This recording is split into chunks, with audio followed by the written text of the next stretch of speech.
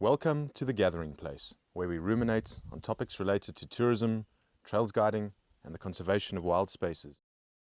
Welcome to The Gathering Place, and today our guest is Kersey Lawrence. She's an American teacher, ecologist, and tracker that spends half her time between South Africa and the USA. She owns a company called Original Wisdom that bridges the gap between ancient knowledge and traditions and modern technology, and also consults for nature guide training in South Africa on as a Fagasa training provider. Kersey, thank you for joining us. Thanks for having me. Great. Just to jump right in, if you can maybe just give us a little bit of background on your childhood growing up in the States and what stimulated the passion and the motivation to concentrate on tracking. I don't exactly know, to be honest with you, about what stimulates or motivates me or anyone else to suddenly become passionate about tracking. I've talked to a lot of different people, and some people had tremendous availability and resources of time that they could spend in natural places learning things, just deep immersion basically as children. And other people didn't have those opportunities, and yet they were equally obsessed and would, watch everything that they could on television about animals and read everything that they could. And when the internet came along, they were, using the internet. And, one lady that I've talked to said that, she grew up and she would have given anything just to have a tree in her yard because she grew up in a suburb, and she was mad about nature. And so she would read everything about it that she could, but she just didn't have that availability. Her family just wasn't from that background, and she didn't have it where she was living. And she would have just given anything for a tree. And yet she is one of the most passionate and powerful naturalists and educators about the natural world that I know.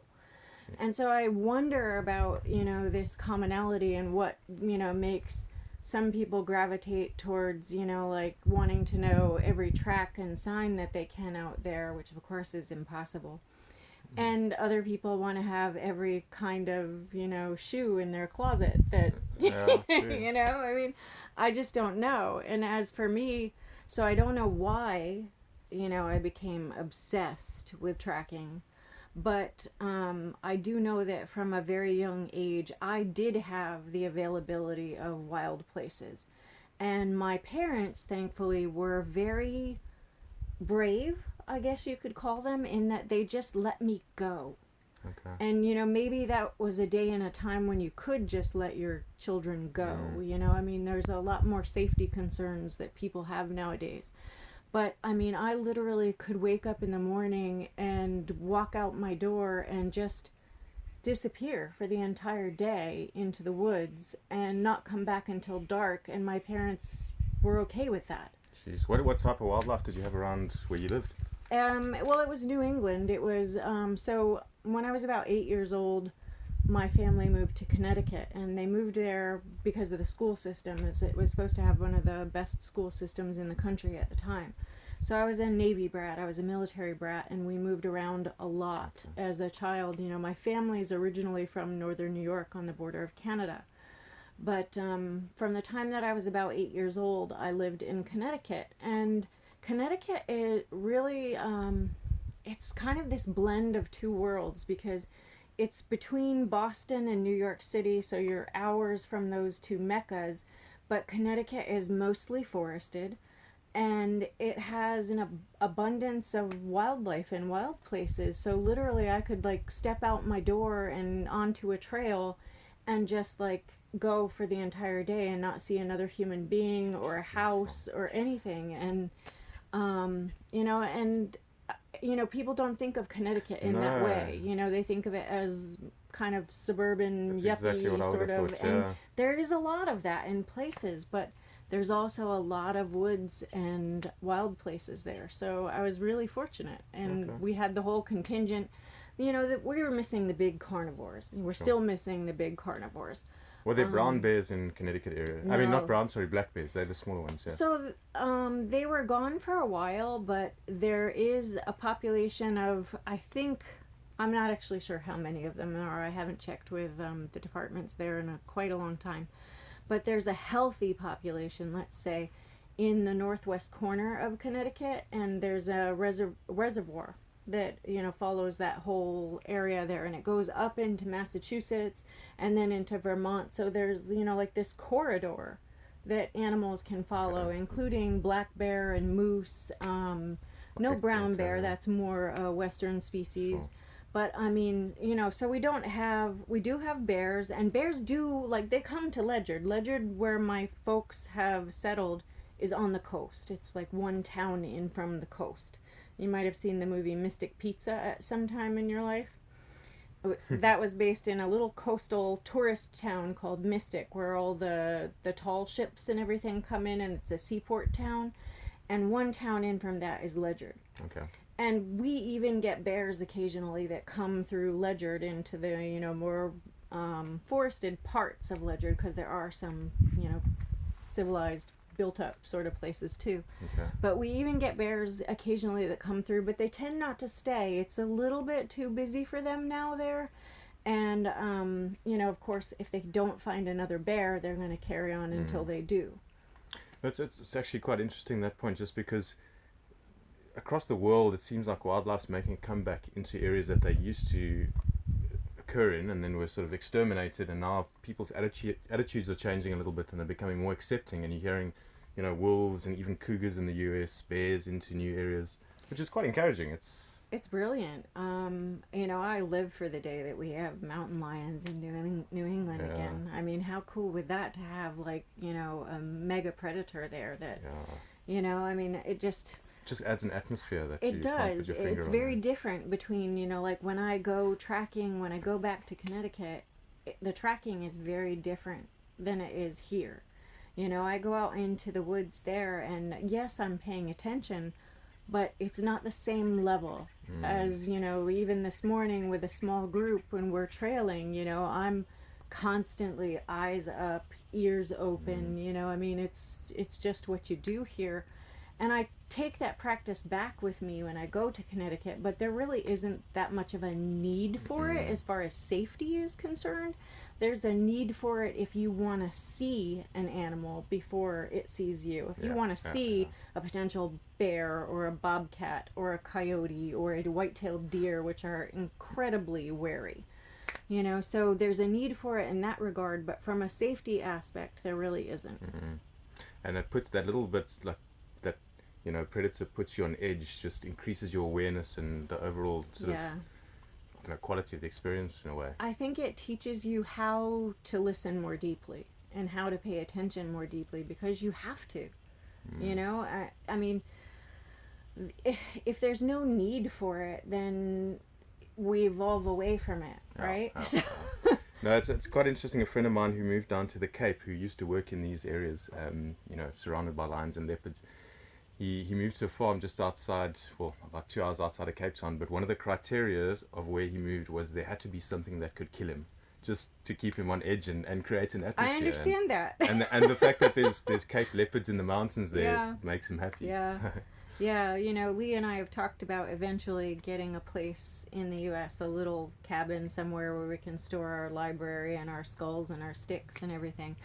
And there's a part of me that loves the convenience of Connecticut, because we fly into JFK, we drive 2.5 hours north, and there we are, right? And we're, like I said, in the middle of everything there, so it's easy to get to wherever we go. So if we're teaching trailing in Minnesota or Wisconsin or going out to the West Coast or, you know, whatever we're doing, it's easy to get to a major airport and travel. But on the same hand, we kind of want some place that does have, like, wolves and, you know. One of my bucket list dreams is to sit around a campfire with the northern lights above me, hearing wolves howling. I don't know if you can get much better than that. But well, you know, hearing lions every night here, and leopards and hyenas and the hippos down on the water and elephants splashing across, you know, I think every place has its magic, you know, and it's hard for me, like, you know, looking at interview questions and things like that, you know, and people ask, you know, like, can you choose your favorite? And that depends for me on any given day and Sure. any given moment, and like what favorite, which aspect of favorite are you talking about? Sure, sure. No, Because it's it's very all broad. so incredibly cool and beautiful. You know, like how can you beat this? And then I go back to Connecticut and, you know, I hear a woodcock flying up or something and I'm like, how can you beat this? Yeah, yeah. Or I see a hummingbird coming into a feeder and I'm like, how can you beat this? You know? No, you're right. And it's like, wow. And Yeah. everything has got its place, and that environment just wouldn't be the same without Yeah. that woodcock or whatever it might And be. part of the beauty of being a tracker, you know, well, I'm very fortunate in my tracking is that I can move around the world. Mm. And tracking is very different in different parts of the world, but there are certain similarities among, you know, the practices that you use. And I just love going to different places and immersing myself in, you know, like even just one little patch of forest in England. You know, it's like most people go to England and they want to see all the churches and they want to see Stonehenge and they want to see the castles and things like that. And I'm like, I go and I spend a week in a little tiny patch of forest on a map with like 3 or 4 people trailing one species of deer, and we see amazing things in that one, and we get to know that one patch of forest, you know, and it's like there's a special kind of magic to that that translates again to trailing an animal here in the bush, to trailing an animal in snow in Poland, you know, or in northern Maine or in Canada, you know, wolf tracking in Canada, or, you know, just different places. It translates, and I'm very fortunate that I get to go different places and see the commonalities and the differences. Mm. Yeah. So you mentioned now, you know, talking about tracking in different areas. Lizard friend. Almost stepped on him.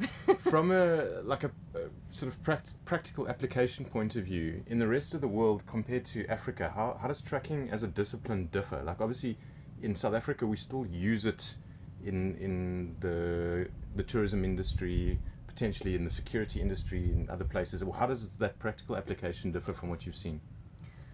That is the biggest difference that I see, honestly, and you know, it's something that the last chapter of my dissertation has been about cultural differences among trackers and how they learned tracking.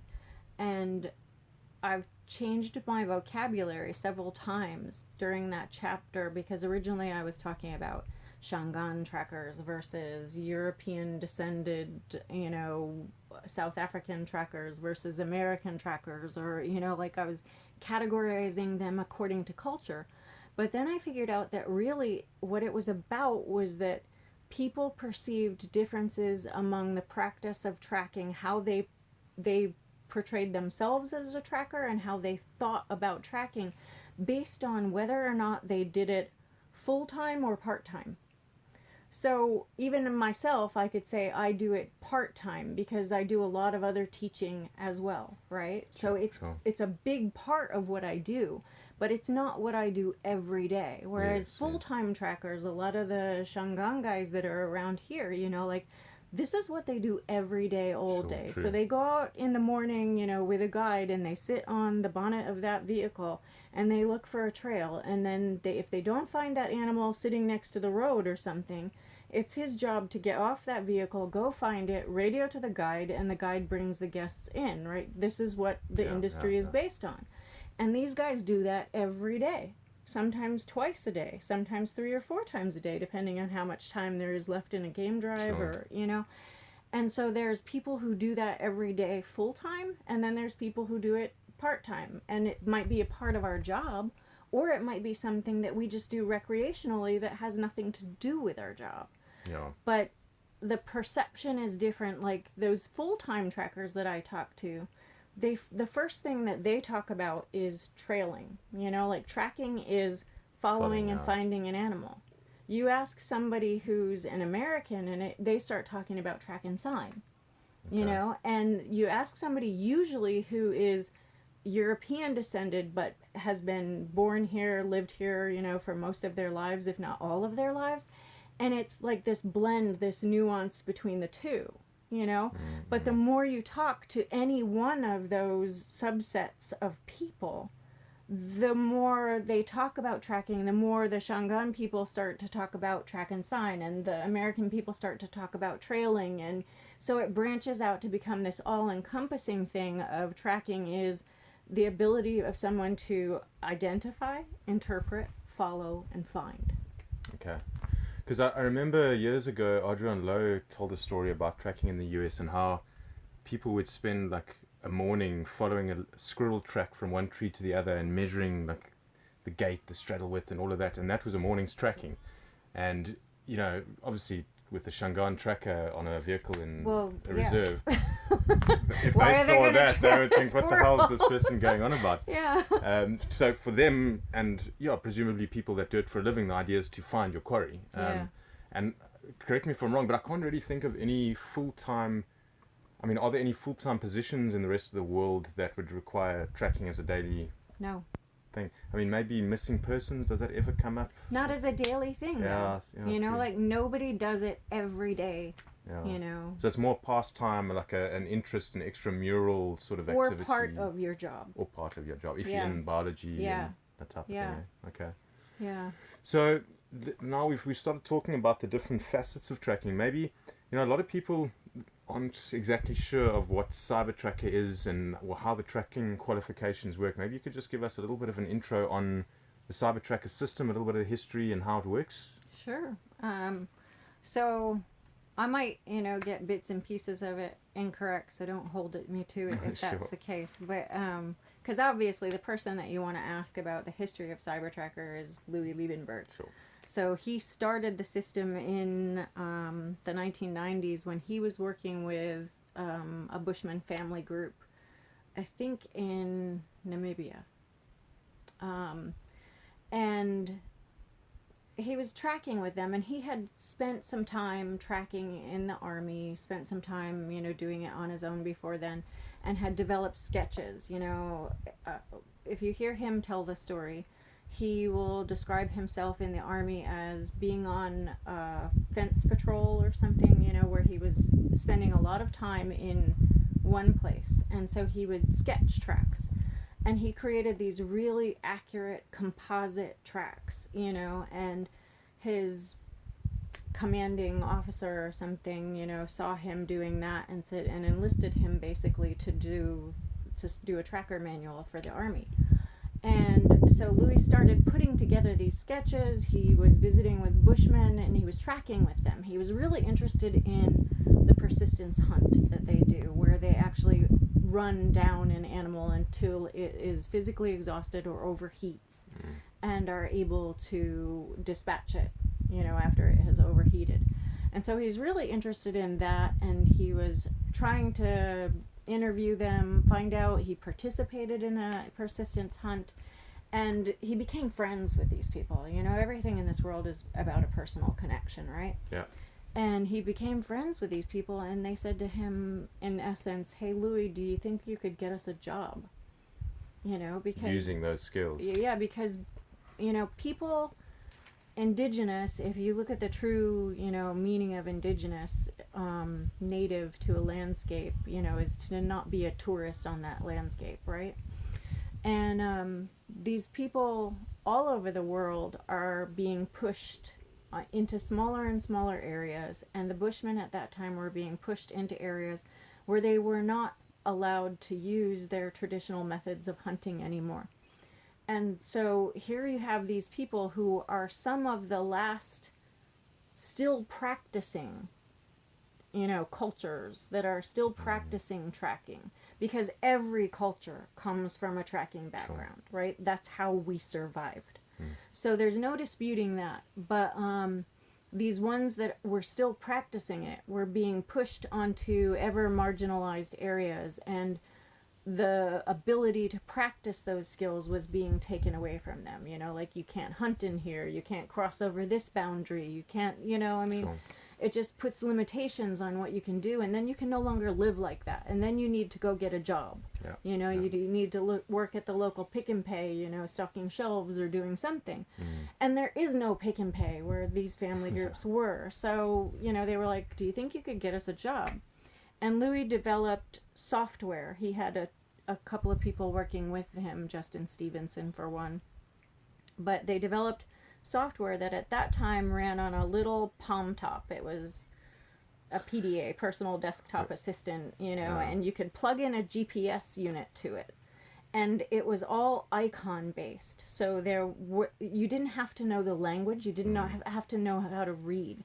You could just, if you saw a kudu's tracks, you could push the little icon with the spiral horns that's the kudu, and then you could say, like, I see 3 animals here. They're males, they're females, so they could collect data, and it was geolocated. And so they could use their skills in modern science and in parks management. So for a while there, some of them, I guess, were employed by parks, and I'm not sure why or the whys or wherefores about, how that all went. And maybe some still are. I'm really not sure. I think in the Kalahari region there are. The Craper family, I think, is Cyber Tracker's used. The software is used all over the world. Those Palm Tops are still used? You can use a cell phone now. Because when I was a student in Kruger, on anti-poaching patrols, we used to take a Cyber Tracker Palm Top. Yeah. And it was incredible, but it was quite funny because you could tell who were the lazy guys because they didn't want to take it with, because it was constantly keeping track of where you were. Yes. So, some of the guys that went on patrol and would go sleep under a tree, they weren't why too were fond you of under it. this tree for an hour? That's funny, yeah. But I see, Australia, I have RSS feed, that has Cyber Tracker attached to it. So, I'll see, groups in Australia that are using Cyber Tracker to collect data, and groups in the Amazon, and, and it's an easily customized interface. So it's easy to do that, it's very powerful as a data collector, and then you can take that data and you can analyze the data. And it's been used, I think the initial outbreak of Ebola was discovered through, using Cyber Tracker, and don't quote me on that because I might be wrong, but if you look at the website, this does say something about Ebola on there, and but yeah, you can use it on your cell phone now. You don't need the PDA, you don't need a separate GPS, because all of our phones now are geolocated. They all have the ability to set, all of your photos that you take have a tag, a geolocated tag. Yes, I remember there's been problems with rhinos and that thing, Yeah. So how did that then amalgamate or work out to the qualification system? The story that I've heard is that, we started, or somebody started, I use the royal we there, started to see that there were errors in the data, noticeable errors. So, a troop of slender mongoose and, one banded mongoose, or something like that. So there was stuff there that was questionable. And so this led to what I think is epic, because,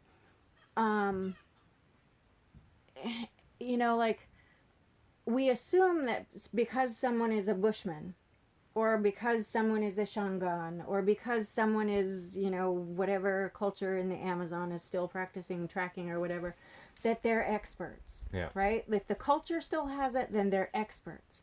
And I do believe that within every group that lives close to the earth, everyone in that village is going to have a certain basic knowledge of tracking to keep them safe. So whether or not the women participate in hunting, which a lot of them did, but whether or not they participate during the child rearing years, they need to know if there's a lion, hanging close around near the camp, or if a snake has come into the camp, or something like that. So there's a certain basic level of tracking knowledge and awareness. What does that bird call mean, or what does that squirrel alarm call, or the monkeys, or whatever. There's a certain base level. But then you get people, just like in every place, your thing might be weapon handling, or you just really like going for walks and you don't want to ignore, you don't want to focus on the tracks per se, but you just want to go walking through the bush and find elephants and view them from a safe vantage, everybody has their passion, right? And so those people who were passionate about hunting or tracking or both would have developed the skill for it. Sure. It's based on time and effort, just like everything else. So your experts are going to be the people that spend more time at it, right? Sure. But we have this software that we're just handing out to everybody pretty much and saying, go collect data, you're Bushmen. Yeah, it's very colonial. You're Yeah. black, therefore you should be a good tracker. It's probably Maybe, I so. don't know, but so it was noticed, like, okay, some people are better than others, duh. And so that's when the evaluation system Okay.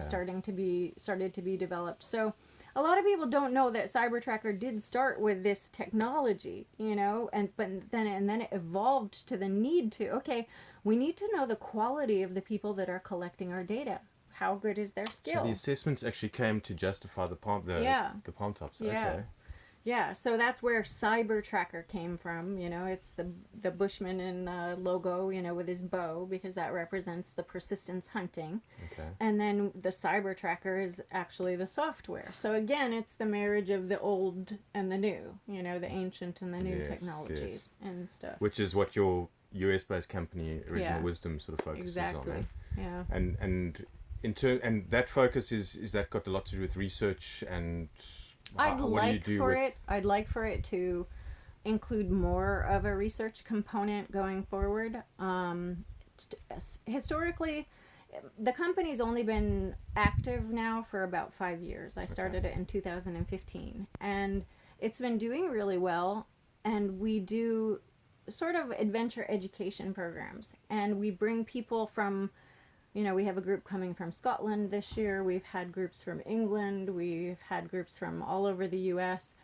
And I'd like to include more of a component where students, while they're here, for example, on their 2-week course with us, are collecting data that is part of a more long-term data set. So it might be one set of students for this 2 weeks and another set of students for that 2 weeks, and it contributes to a larger data set.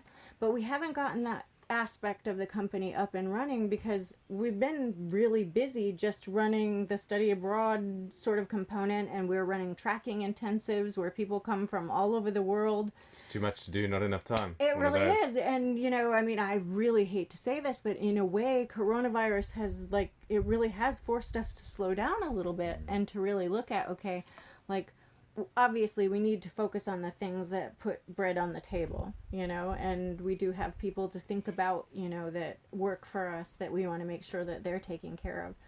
But we need to slow down, and we needed to slow down and think about, what is it that our gifts are that we can bring to other people, and can we make money doing that?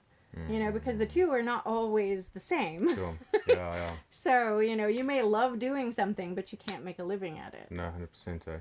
And yeah, there's very few people that have been able to make tracking something that they can make a living Right, from. yeah. So Especially in the US Yeah. or in European countries, yeah. I just want to go back there a little bit. So the CyberTracker qualification system is broken down into two different subcomponents, almost the tracking and the training. Just so people understand this, and you get a tracker qualification once you've got a qualification in both the track and sign and the trading. Is that correct, sir? Yeah, see, so I was just going to correct you. Please do. Correct me. Because you said in the tracking and the trailing. Oh, okay. Yeah. So track and sign and this trailing. is what I encounter with people, and I'm sure you were just not thinking and stuff, but a lot of people, when they say tracking, they mean track and sign. Yeah. Because that is a lot of what we practice. It's the ABCs, before you get to trailing, before you putting the sentences and the paragraphs together. You have to know what a lion track looks like before you can follow it. You have to know, what a buffalo track looks like in case it crosses your lion trail, and stuff like that. So we tend to overemphasize the track and sign, and then people think that tracking is just track and sign. But there are these two facets to CyberTracker, because you need to know both of them equally well in order to be a tracker. You cannot just know track and sign and be a tracker. You cannot just know how to trail animals and be a tracker. And I've struggled for years to try and tease out the nuances of what does it mean to be a naturalist versus what does it mean to be a tracker. And one of the biggest things for me, one of the biggest differences, is that naturalists are not following and finding animals. They may know a bit about tracks and sign, but they're not following and finding. And you're not a tracker until you've gone that complete suite of skills, you know, and you might, you know, be level 1 in track and sign or trailing, and yet you're a tracker, you know, like if you're a level 1 in both. And that's where your journey really starts, is getting that well-rounded sort of picture of things. I've seen people who are extraordinarily good at track and sign, and they struggle on trails because if you focus so intently on track and sign, sometimes you expect everything to be this far from your face, you know, and with trailing it's out there, you know, and if you're focusing too much on the trailing, everything is out there and you're not looking down here, you know. So the two, they complement each other. And so there is the track and sign, which is identification and short interpretations, you know, like, so what is the animal doing here? And you look at the tracks and you see it's coming, it's browsed, you know, on the leaves here or something, and you're like, the animal's browsing. You know, little interpretations like that. But it's those little pieces of interpretation that if you're following a kudu trail and a kudu walks up to a tree and starts browsing and stuff, you're like, oh, it's browsing here. So then you start anticipating, okay, where might it have gone before its trail exits that area? Where's the next to this tree? Yes, right. You know, leopards this morning going from termite mound to termite mound, you know. So, you know, knowing the animal's behavior, there's a lot involved to it. Something that jumps to mind with that is the just all-round natural history knowledge and knowing which animals are active at which times to help in aging the tracks that you're on, you know, depending on what's superimposed on what. And I've had this, I remember talking to a Shangaan tracker once, and he was saying, what's the point of knowing, I think it was a Bronzewing Corsa track, he's like, what's the point of knowing that? And I said, well, and then he, you know, once I explained that if the leopard track's on top of that or underneath it, it's going to tell you, you know, roughly what time of day it walked, then light bulb clicked. So that's a because perfect it's practical. example. Then it's practical to them. That's their job. Yeah, no, true. You know? No, and sure. And I find that in everything, you know, that aging piece is like the keystone piece to all of tracking. Okay. Is the ability to age a track well, because if you are out there and you start on what you think is a fresh trail and it turns out to be old, it instantly becomes difficult, right? Sure. And you've just wasted your morning. And you've just wasted at least a half an hour, 20 minutes, you know, an hour, whatever of your morning, you know? So, I mean, aging is, and it's incredibly complex. Like, that's an advanced skill in tracking, any tracking. You know? I think a lot of people will say that's the most difficult facet of because it's huge. I mean, and it's different wherever you go. Like, track aging is different here than it is at our house under the mountain, and it's different in the US, and it's different in under the yew trees in England, you know, where it's all clay. And, you know, like, it takes at least a few days when you go to someplace, at least it does for me, to get my eye into that substrate and like, okay, how does a fresh track look here? Yeah. Do you know what's, I think, quite nice about trailing as well, or tracking, is that because you need to take into account the recent history in terms of what's happened in an area, it makes you more observant and mindful on a daily basis, because you need to know that information for in 5 days' time. When you see the line track and you think, it's on top of the drizzle, when was the drizzle, type of thing. Yeah. And a lot of times when I go to a new area, if I haven't been following their weather myself for the last week from wherever I just was, you know, when I end up there, I'm asking those people. So, you know, I saw in the weather that you guys had, you know, rain, a significant rainfall last week. Did you guys get that here? Because sometimes in little pockets, you know, storms sweep over and don't actually, you know, like actually land there. So, you know, but I mean, that's something that you really have to know. Yeah. Yeah. Okay. Now, Kersey, you're the only fully qualified senior tracker, female senior tracker in the world.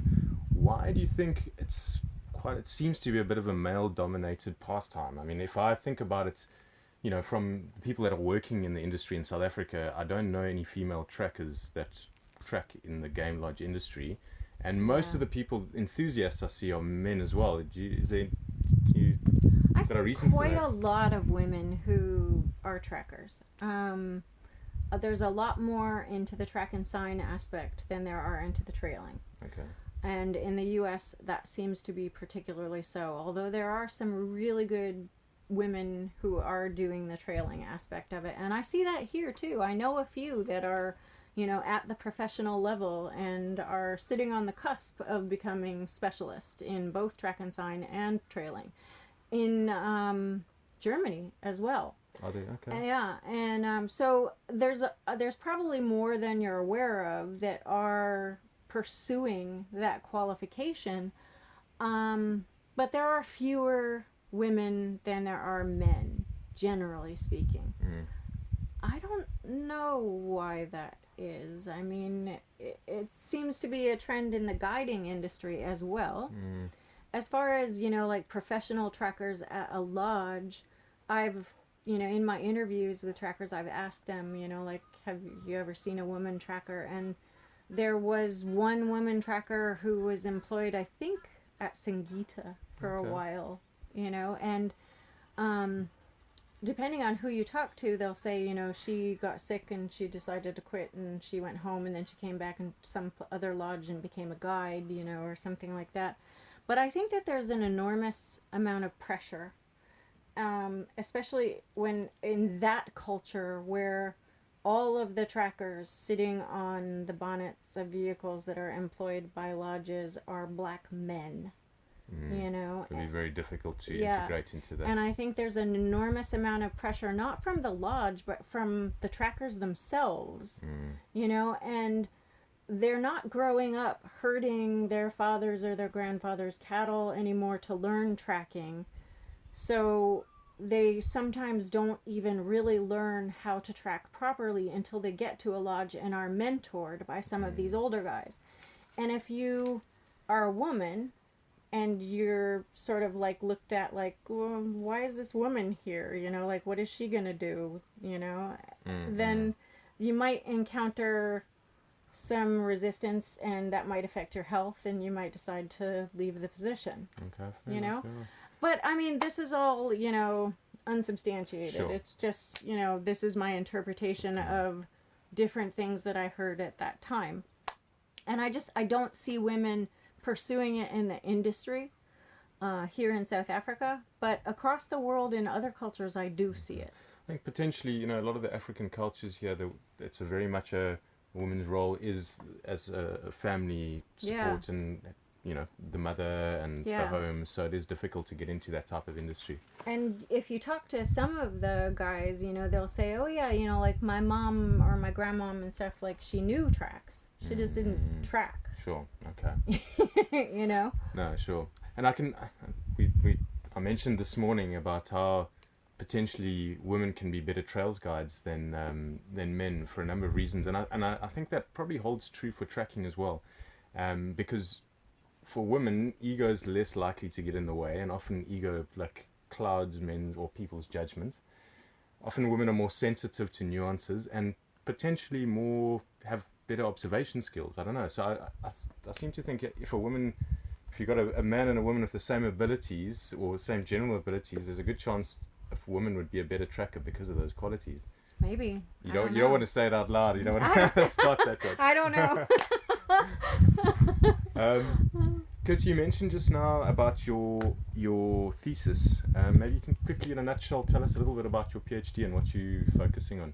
Well, I spent absolutely too much time at a dog's age, like pursuing this, and it's because I am just, am interested in everything, and I didn't have proper advising for many years with my PhD, and so I was pretty much allowed to do whatever I wanted to do, which was great.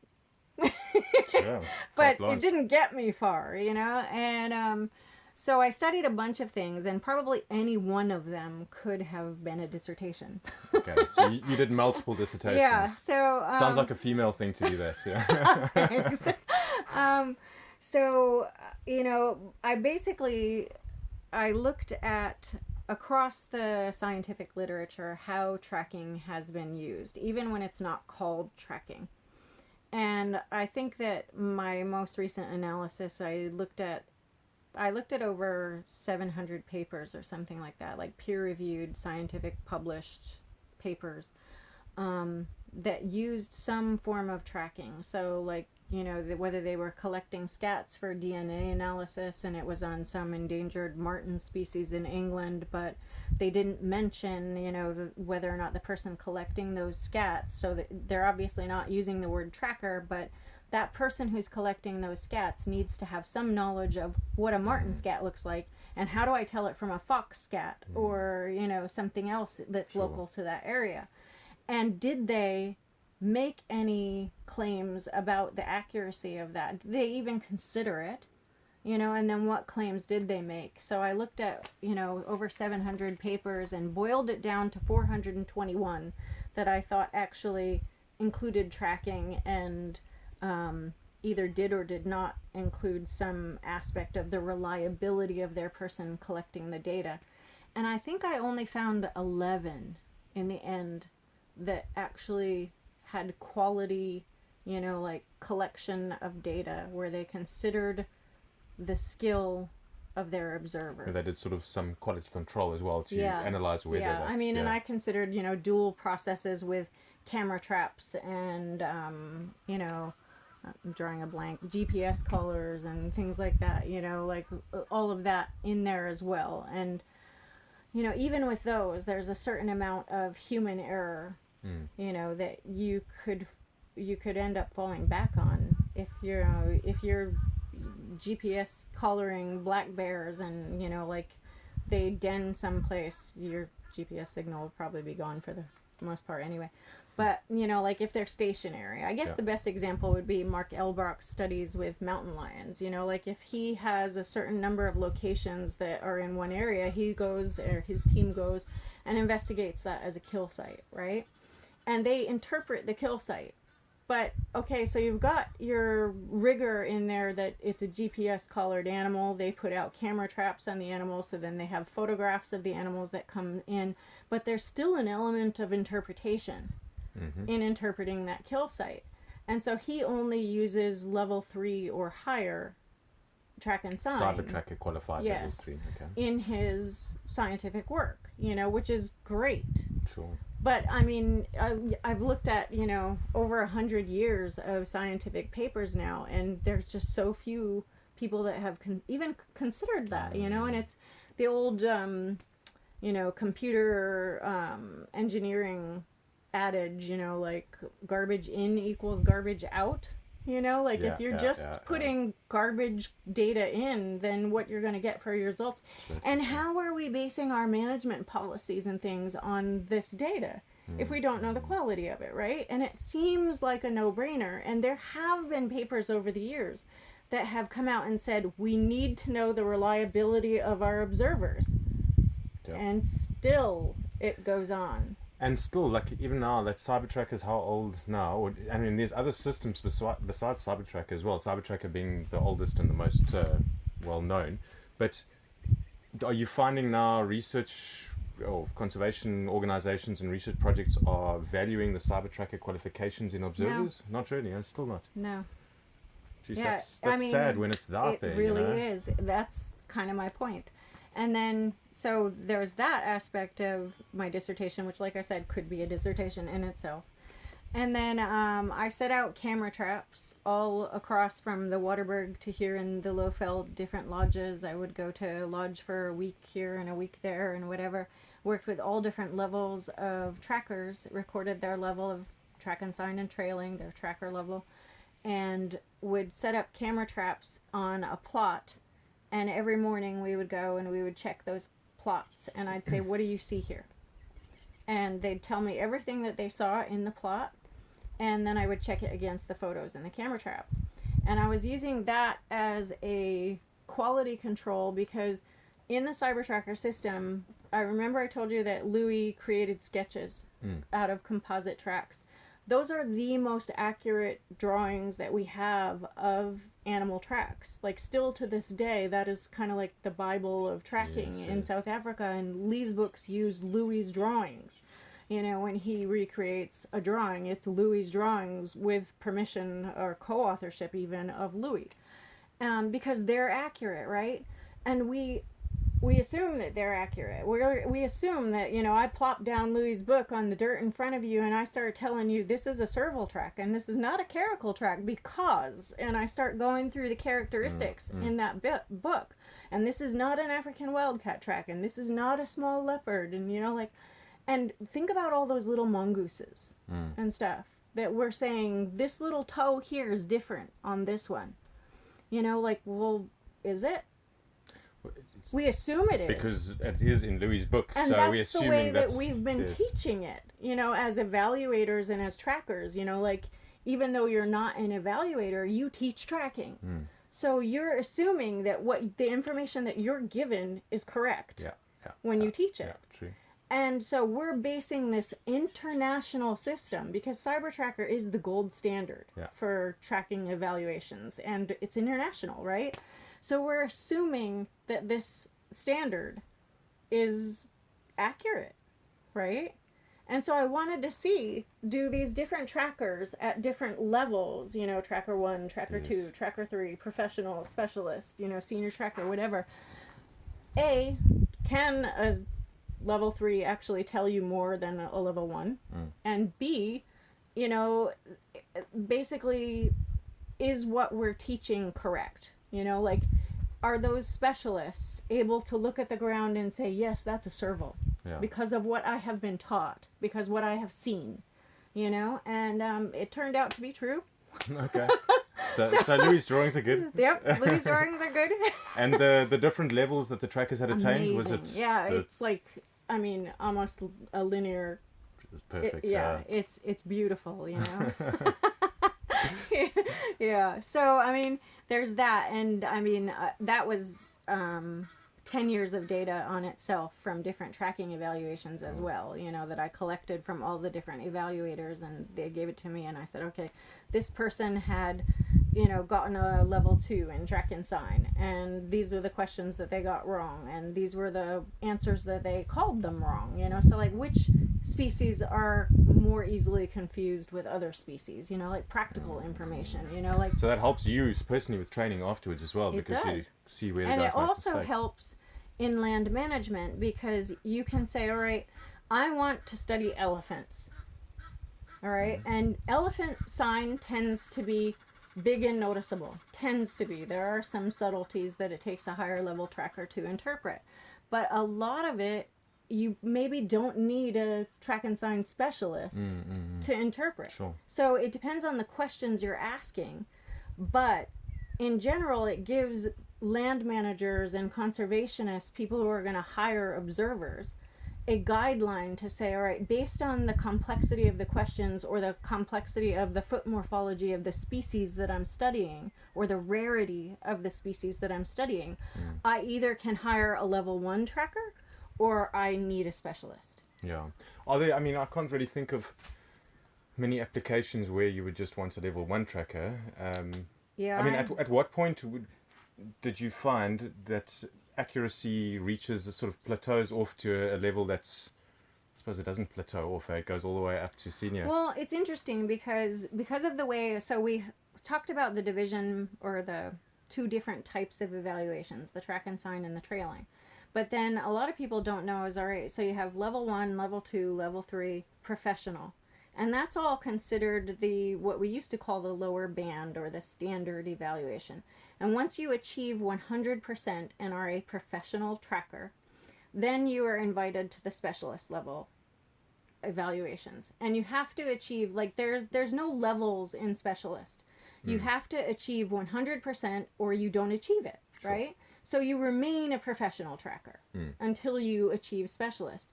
But it's at a much more rigorous level because all of the questions that you're asked in a track and sign specialist evaluation are 3-pointers or bonuses, right? So it's at a higher level. So it kind of does plateau at professional. Yes, okay. But it's because of the way that the system is structured, because you're going on to a much more difficult evaluation at a pass-fail basis. Yeah. And it's the same with trailing. Okay. And in honesty, probably a professional tracker, that's the meaning of the word, professional, right? I can do this professionally. Do it for a living, yeah. So that level 4, old level 4 we used to call it. Yeah. Do you still call it level 4? Is it now just professional? We call it professional now, Okay. yeah. Yeah. So that's pretty much what we would expect the standard to be.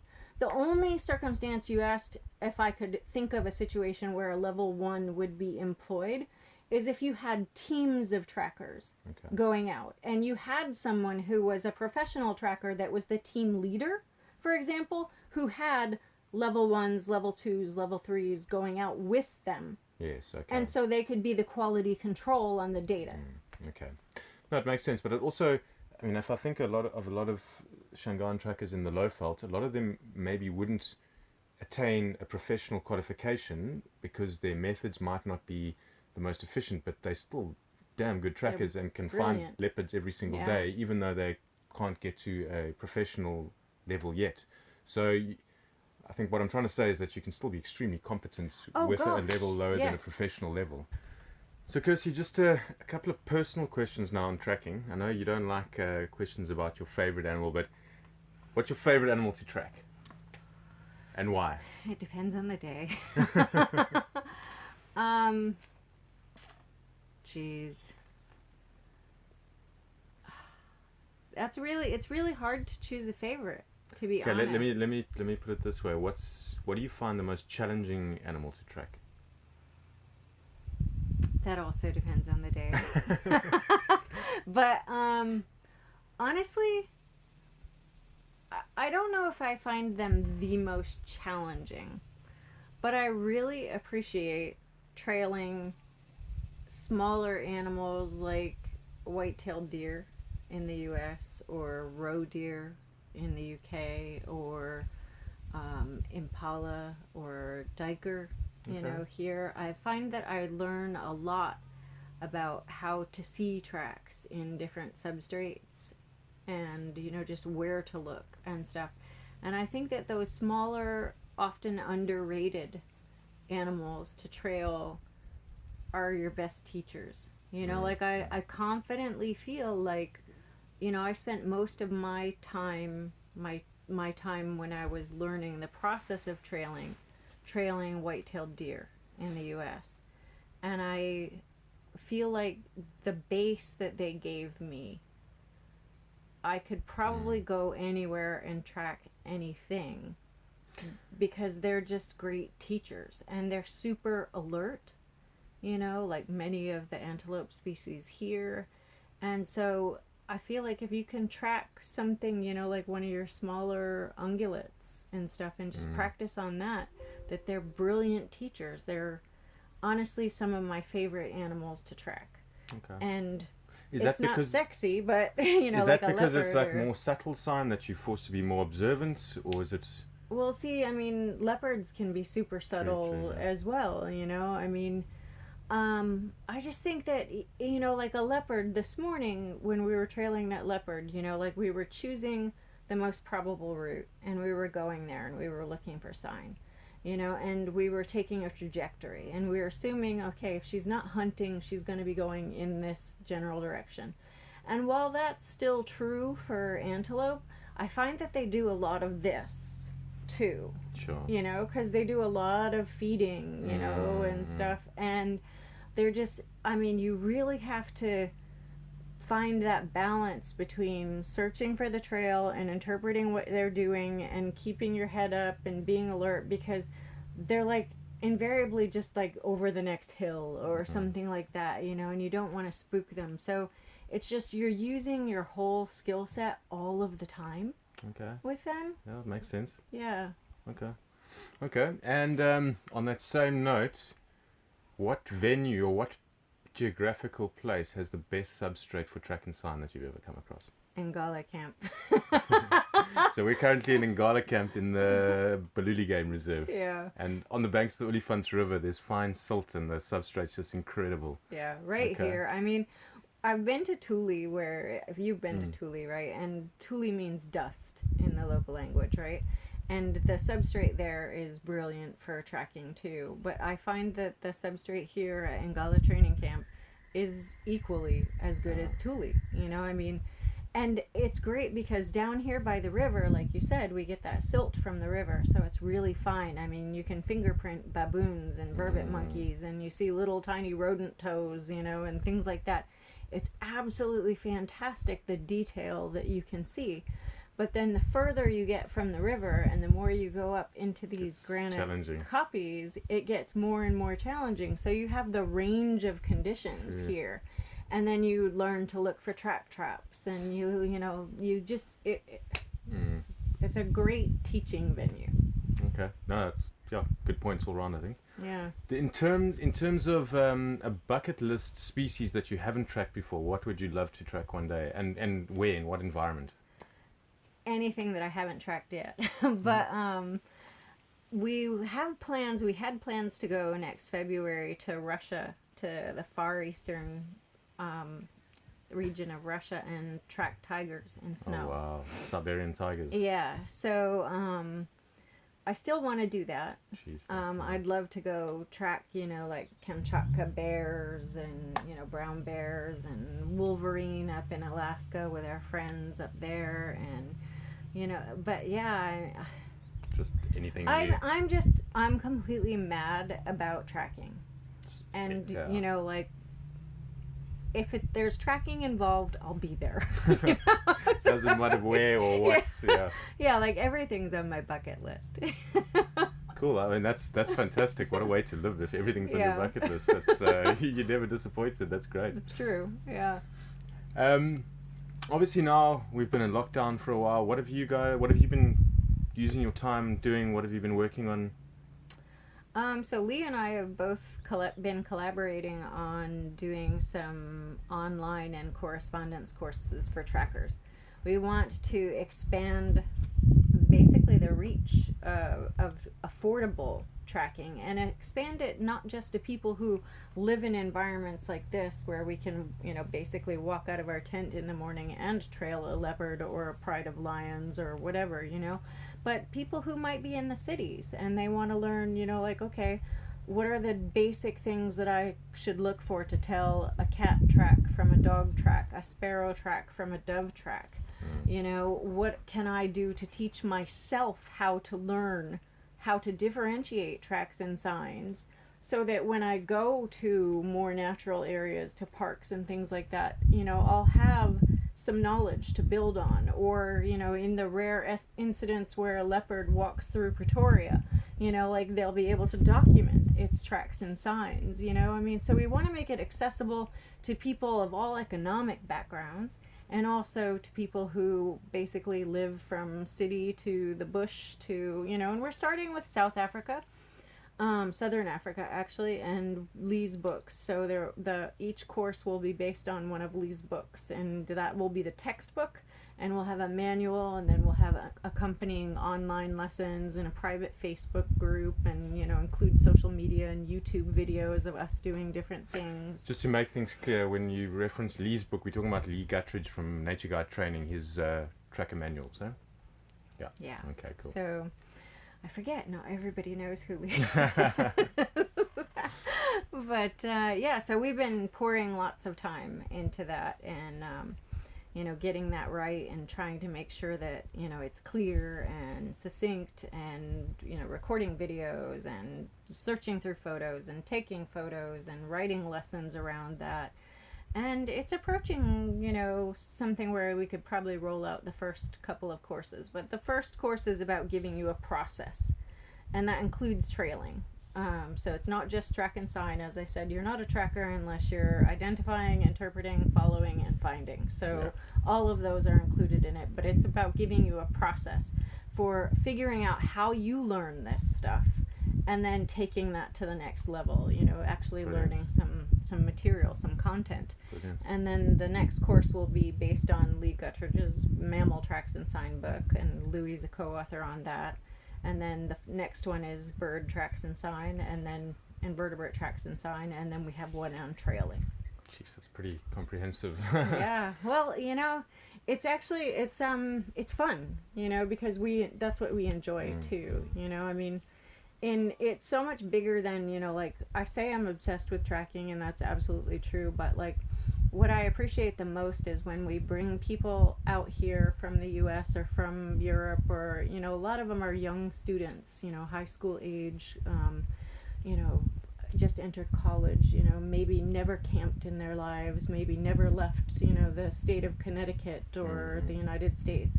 And here they are in South Africa, in the middle of the bush, sleeping in a tent, you know, like they have to get up in the middle of the night to go use the bathroom, and they're all, you know, like, and, you know, just the tracking that we can provide them with a link to the landscape.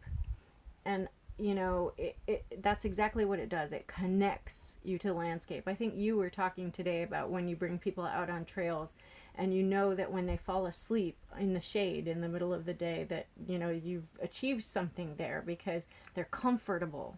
You know, they've made that connection. They're comfortable in the bush.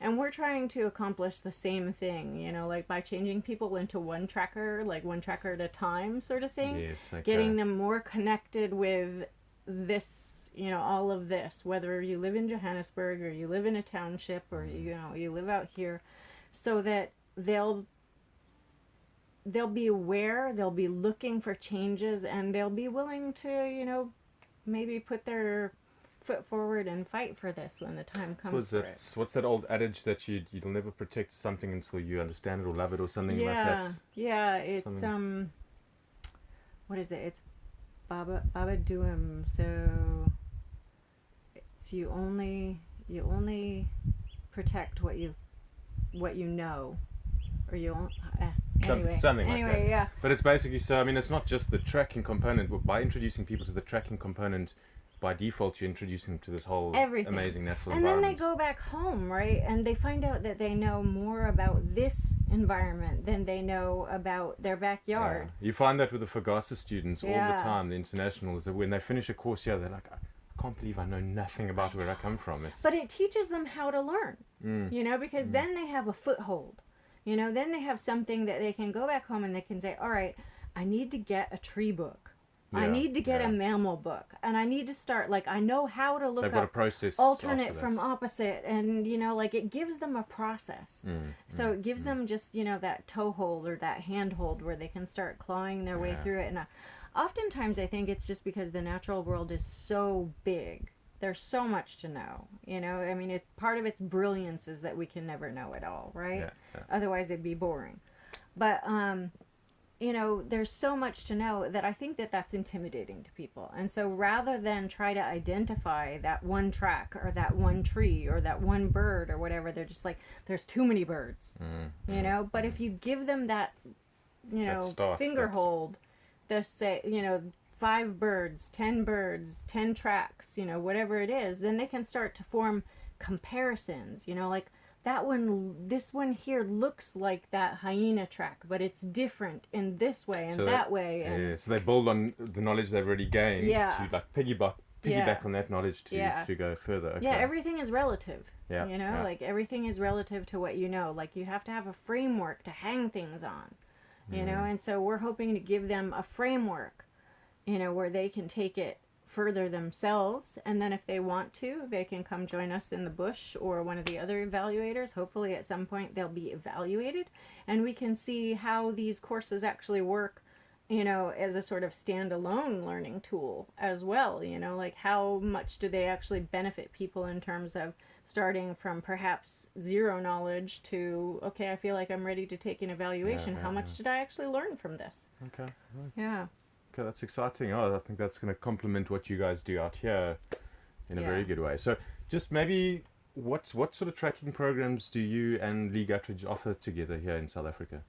Well, we do cyber tracker evaluations. So we do track and sign and trailing evaluations.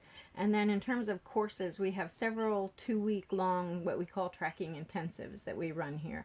And those include instruction in both track and sign and trailing. So a Pride of Lions walks by in the morning, that's where we start our trail. We might have scheduled track and sign for that morning, but you know, you don't pass up an opportunity like that. So for about, I guess, the first 10 days or so, it's sort of a mixed bag of track and sign, trailing, natural history. You know, we have like buckets of skulls and bones and things like that we bring out in uthikas, and you know, like we show people that, you know, just to give them, because sign is a big thing. If you're not from here, sign is extremely people don't realize that. They think it's all about tracks, but signs is a huge component of it.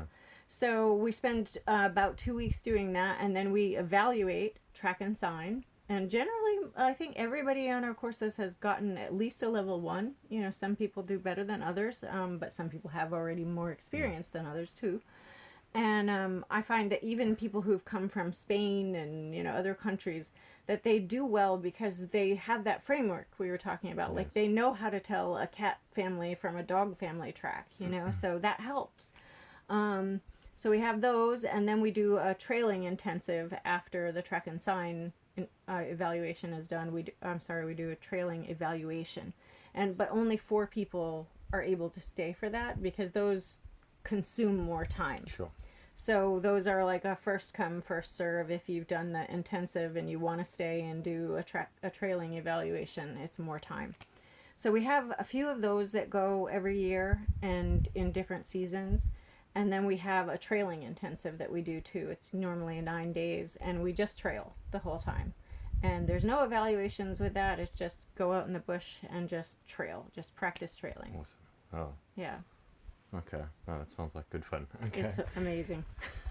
To end off, Kersey, maybe you can just give our listeners one tip on, I don't know, maybe a habit they can get used to, or something they can change with their observation skills just to improve their tracking. I am an extreme advocate of what I call the 10-minute walk. And what you do is every morning when you get up, if you only have 10 minutes, you spend 10 minutes. If you only have 5 minutes, you spend 5 minutes. If you have an hour, you can spend longer. But 10 minutes is ideal. You just go outside wherever you are and look at the ground.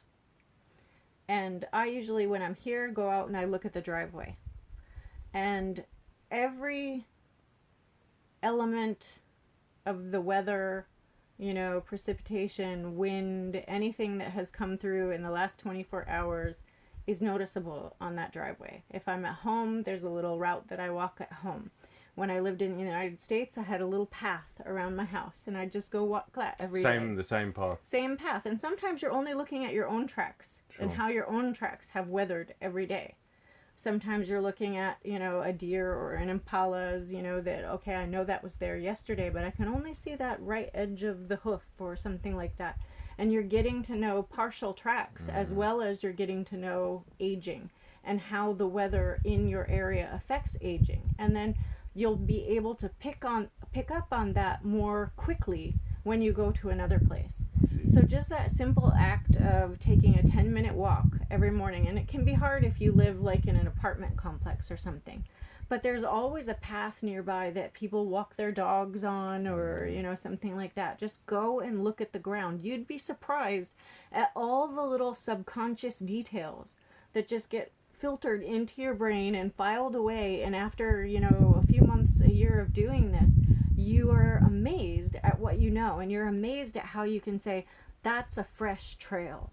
Yes, okay. No, that's amazing. You build up your own database, like a library in your head. Eh? 10 minutes a day. And if you have longer, like I said, you know, if you're in an area where you can trail an animal and you see a fresh trail and you only have 20 minutes, spend 20 minutes following it.